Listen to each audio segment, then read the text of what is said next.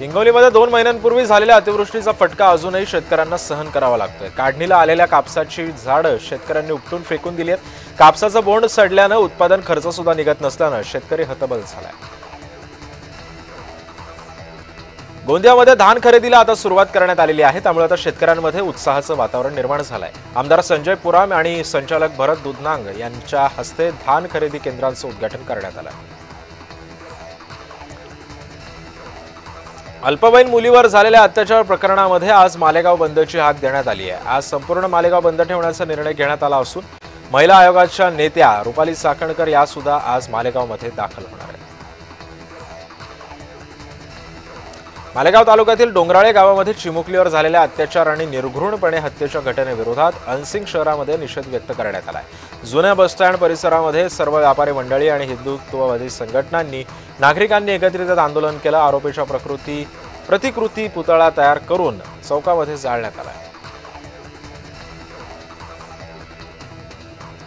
रत्नागिरी जिल्ह्यातील 1 लाख ग्राहकांकडे 37 कोटी 53 लाख वीज बिलाची थकबाकी आहे। महावितरणाच्या विविध वर्गवारीतील ग्राहकांनी वीज बिल वेळेवर न भरल्यानं थकबाकी वाढली आहे। एकूण 1,19,684 ग्राहकांकडे 37 कोटी 53 लाखांची थकबाकी जमा आहे।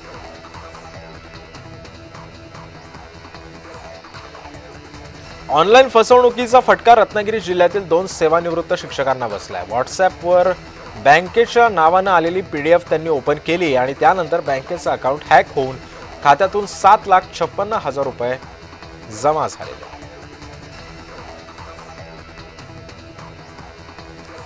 पैठणहून खासगी काम आटपून दुचाकीवरून परत येणाऱ्या एका दुचाकीला अज्ञात वाहनानं जोरदार धडक दिली आहे। या अपघातामध्ये दुचाकीस्वार जागीच मृत्युमुखी पडलेला आहे, तर ही धक्कादायक घटना पाचोड पैठण रस्त्यावरच्या लिमगाव फाट्यावरती घडलेली आहे।